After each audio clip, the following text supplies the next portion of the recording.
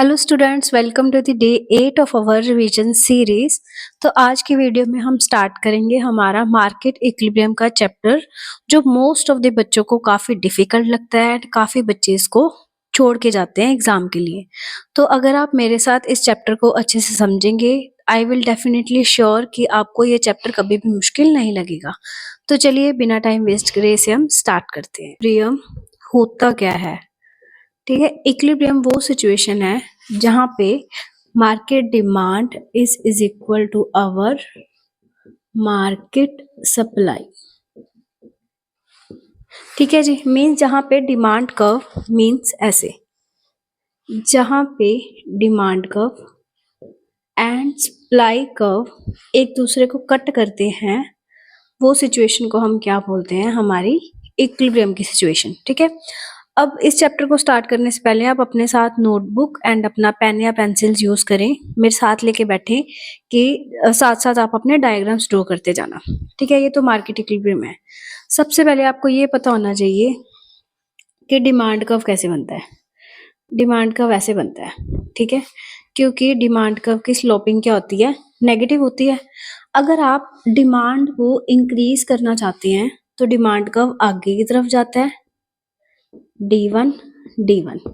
अगर आप डिमांड को डिक्रीज करना चाहते हो, D अगर डिक्रीज करना चाहते हो तो वो पीछे की तरफ आता है। ठीक है, ये तो था हमारा डिमांड का केस।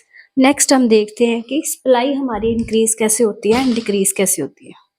ये देखो, आप अपने नोटबुक पे मेरे साथ साथ बनाना। ठीक है, अब अगर मैं बोलूँ सप्लाई है, ये बेसिक्स हैं, वैसे इसको बताने की ज़रूरत नहीं थी क्योंकि आपको पता ही होगा कि डिमांड कर्व और सप्लाई कर्व कैसे बनते हैं। बट स्टिल सप्लाई कर्व ऐसे होता है, पॉजिटिवली स्लोप होता है। अगर मैंने बोला कि सप्लाई इंक्रीज करनी है, ठीक है, सप्लाई इंक्रीज कैसे होती है? कुछ इस तरह से। जब सप्लाई बढ़ानी होती है तो सप्लाई कर्व नीचे की तरफ जाता है, एंड जब सप्लाई कम करनी होती है तो सप्लाई कर्व ऊपर की तरफ जाता है। मैंने एक बार आपको सिंगल सिंगल डायग्राम में बना के दिखा दिया। अब हम आगे केसेस करते हैं। डिमांड में इंक्रीज होगा तो क्या होगा, सप्लाई में इंक्रीज होगा तो क्या होगा। तो ये वाले केसेस आप मेरे साथ खुद से बना के देखना। नेक्स्ट हम स्टार्ट करते हैं हमारे केसेस। इसमें क्या है कि मैं एक बार डिमांड को इंक्रीज करूंगी, डिक्रीज करूंगी। आपको पेपर में भी ऐसे ही क्वेश्चन आएगा, वो बोलेंगे कि मान लो कि डिमांड इंक्रीज हुई है तो प्राइस एंड क्वांटिटी पे क्या इफेक्ट आया है। तो अगर आप सारे केसेस को अच्छे से समझ लेंगे एंड मेरे साथ बना बना के देखेंगे तो आपको कोई भी दिक्कत नहीं आएगी। अब देखो, मैं पहला केस ले रही हूँ कि मेरा डिमांड में इंक्रीज हुआ है। ठीक है, तो आपने बनाना कैसे होता है? पहले आप इक्विलिब्रियम प्राइस बना लो, जिस पॉइंट पे कट कर रही है साफ साफ बनाना, बिल्कुल ऐसे कचर मचर सी मत करना। डिमांड इंक्रीज हुई है, मैंने अभी आपको समझाया कि जब डिमांड बढ़ती है तो डिमांड कब हमारा कहाँ शिफ्ट हो जाता है? आगे की तरफ शिफ्ट हो जाता है। ठीक है, तो अब इक्विलिब्रियम कहाँ बन रहा है? मतलब डिमांड और सप्लाई एक दूसरे को किधर कट कर रही है?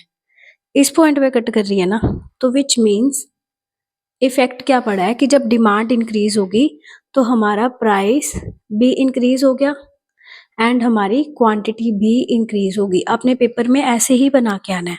और आप लिखोगे कैसे कि इनिशियली पहले इक्विलिब्रियम कहाँ बन रहा था? Initially equilibrium at point E when demand curve and supply curve cut at point E. ठीक है, उसके बाद कंडीशन क्या लगाई है हमने कि व्हेन डिमांड इंक्रीज, जब डिमांड बढ़ गई कहाँ से? D2 D1 तो उसके बाद नया इक्विलिब्रियम कहाँ बन गया हमारा? E1 पे। और इसका इफेक्ट क्या आया है? ठीक है, इफेक्ट क्या आया? हमारा प्राइस OP से OP1 हो गया एंड क्वांटिटी OQ से OQ1 हो गया। ये एक ऐसा चैप्टर है कि जिसको आपको बिल्कुल भी याद नहीं करना पड़ेगा। अगर आपने समझा है, जो आपको इफेक्ट दिखेंगे ना, बस वही आपने लिखने हैं। पहला हो गया इंक्रीज इन डिमांड। अगर मैं दिखाऊं कि मेरा डिमांड में डिक्रीज आया है, डिक्रीज इन डिमांड, कि अगर मेरी डिमांड कम होगी तो डिमांड कम होगी तो डिमांड किस साइड आएगी? पीछे की तरफ आएगी। मैं एक ही सिंगल डायग्राम में बना रही हूँ, आप अलग अलग में बना के देखना। अगर मेरी डिमांड कम होगी, रुको मैं भी अलग अलग ही बना लेती हूँ, ऐसे आपको कंफ्यूजन क्रिएट होगी। एक सेकेंड। अगर आप इसको सिर्फ वीडियो को देखते रहेंगे फिर आपको बिल्कुल भी समझ नहीं आएगा। आप खुद इसको बना के देखो। ये देखो, quantity, price, our demand curve, our supply curve, equilibrium. ठीक है, यहाँ तक तो सभी ने करना ही है सेम। उसके बाद हमने क्या बोला है कि डिमांड डिक्रीज हुई है, तो डिमांड डिक्रीज होएगी तो हमारा इक्विलिब्रियम कहाँ बन जाएगा, नीचे की तरफ। पहले कहाँ बन गया था, यहाँ पे कट कर गया, तो नया इक्विलिब्रियम मेरा क्या आ गया, E1। मीन्स डिमांड कम होने से मेरा प्राइस भी कम हो गया एंड मेरी क्वांटिटी भी कम हो गई। ठीक है, पहले ये दो डायग्राम्स को आप अच्छे से बना के देखो। अगर इसमें कोई डाउट आते तो आप मेरे को कमेंट सेक्शन में कमेंट कर देना। अभी मैंने सिर्फ डिमांड के बनाए हैं। अगर मैं सप्लाई को इंक्रीज या डिक्रीज करूंगी तो वो कुछ किस तरह से बनेंगे, देखो वो भी आप बनाते हैं। मैं दोनों साइड बाय साइड आपको अच्छे से बना के दिखाऊंगी। काफी इंटरेस्टिंग चैप्टर है, तो आप इसको छोड़ के तो बिल्कुल ही मत जाना। ये देखो, हम दोनों ऐसे बराबर बराबर ही बनाते हैं।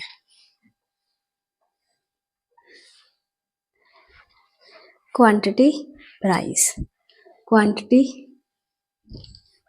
And price, demand curve, supply curve, cut कर गया इधर, इक्विलिब्रियम मेरा हो गया इधर।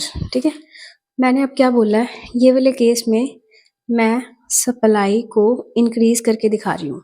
जब सप्लाई इंक्रीज होती है तो सप्लाई कर्व हमेशा नीचे की तरफ आता है, S1 S1, ये आ गया नीचे की तरफ।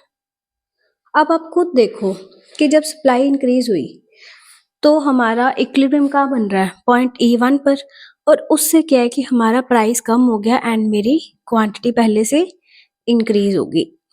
ठीक है, तो आप कैसे लिखोगे, जैसे मैंने आपको पहले लिख के दिखाया था। अगर आपको नहीं लिखना आ रहा तो मैं सारे डायग्राम्स छोटे छोटे बना के अपने टेलीग्राम चैनल पर शेयर कर दूंगी। आप इस टेलीग्राम आईडी को टेलीग्राम चैनल को ज्वाइन कर लेना। ये था सप्लाई इंक्रीज। अगर मैं सप्लाई को डिक्रीज करके दिखाऊं, demand curve, supply curve, equilibrium at point E। मैंने क्या बोला है कि मैंने सप्लाई को अब कम करके दिखाना है। तो सप्लाई कम होती है तो सप्लाई कर्व इस तरह से बनता है, S1 S1। इक्विलिब्रियम कहाँ बन गया, इधर। इससे क्या हो गया, प्राइस भी ज़्यादा हो गया और हमारी क्वांटिटी भी कम हो गई। कब हुआ, जब सप्लाई हमने डिक्रीज करी तो क्वांटिटी भी कम होगी एंड प्राइस भी बढ़ के आया है। ठीक है, तो आप इन दोनों डायग्राम्स को नीट एंड क्लीन बना के देखो। फिर मैं आपको केस करवाती हूँ इलास्टिक एंड इन इलास्टिक के केसेस। अब देखो, मैंने बोला कि सप्लाई इलास्टिक है। ठीक है, अब आपको ये तो पता ही है कितनी बार हमने कर लिया इलास्टिक एंड इन इलास्टिक। जब भी कोई चीज इलास्टिक हो मीन्स वो हमेशा एक्स एक्सिस के पैरेलल है। ठीक है, अब मैंने क्या बोला, इसमें मेरा सप्लाई कर्व इलास्टिक है, सप्लाई इलास्टिक है, तो सप्लाई कर्व हमेशा एक्स एक्सिस के पैरेलल होगा। Quantity, price. अब देखो, सप्लाई इलास्टिक है तो उस केस में मैं अपनी डिमांड को इंक्रीज करके दिखाऊंगी। सेम वैसे ही बनाना है। डिमांड कर्व कैसा था, डाउनवर्ड स्लोपिंग थी ना, मीन्स कुछ इस तरह से। पहले इक्विलिब्रियम कहाँ बन गया, इधर बन गया, क्वांटिटी। ठीक है, इधर मत लिखो, S P लिख लो इधर, प्राइस, क्वांटिटी, क्यू।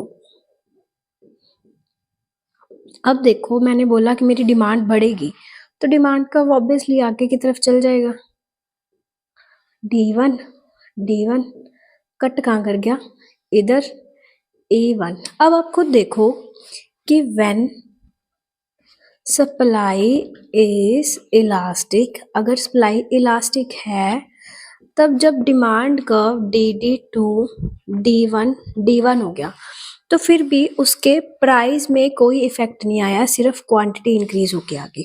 ठीक है, अगर मैं सिमिलरली डिक्रीज करूं D2 डिमांड कर्व पीछे की तरफ, इक्विलिब्रियम मेरा E2, तब भी कोई फर्क नहीं आया, कांस्टेंट प्राइस पे हम क्वांटिटी कम ले रहे हैं। ये तो था सिर्फ इलास्टिक का केस। अगर मैं इन इलास्टिक का बनाऊं तो वो किस तरह से बनेगा, ये देखो, अब मैं नीचे ही बना देती हूँ। इन इलास्टिक का मतलब क्या होता है, वाई एक्सिस के पैरेलल होना। तो ये ऐसे बनेगा, क्वांटिटी प्राइस, ओह सॉरी, हम इन इलास्टिक दिखा रहे हैं। तो इन इलास्टिक में कैसा होगा सप्लाई कर्व, इस तरह से। अब मैंने डिमांड कैसे बनाते थे, ऐसे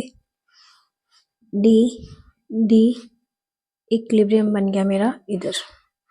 ठीक है, मीन्स ओपी प्राइस पे हम हमारी क्वांटिटी ले रहे हैं OQ। अगर मैं इसमें डिमांड इंक्रीज कर दूं, D1 इक्विलिब्रियम क्या बन गया E, और जब इनइलास्टिक होएगा तो प्राइस पे इफेक्ट आएगा, क्वांटिटी पे नहीं आएगा। प्राइस बढ़ गया, क्वांटिटी सेम है।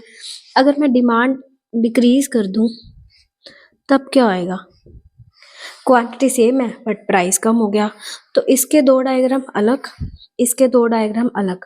मैं अलग अलग नोट्स बना के टेलीग्राम के ग्रुप में भेज दूंगी और आप खुद एक बार इसको नोटबुक पे बना के देखना।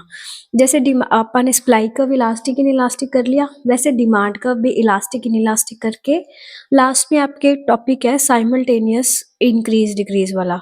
अगर आपको ये अच्छे से समझ आया फिर मेरे को कमेंट सेक्शन में कमेंट करना कि साइमल्टेनियस इक्विलिब्रियम भी अगर करना है तो मैं आपको नेक्स्ट वीडियो में करवा दूंगी। पर एक बार के लिए आप इतना ही डाइजेस्ट करें, अच्छे से देखें समझ आ रहा है नहीं आ रहा। अगर आप उसको भी इसी वीडियो में कर लोगे तो काफी होच पोच सा हो जाएगा कंटेंट। तो एक बार इसी को ही अच्छे से करना।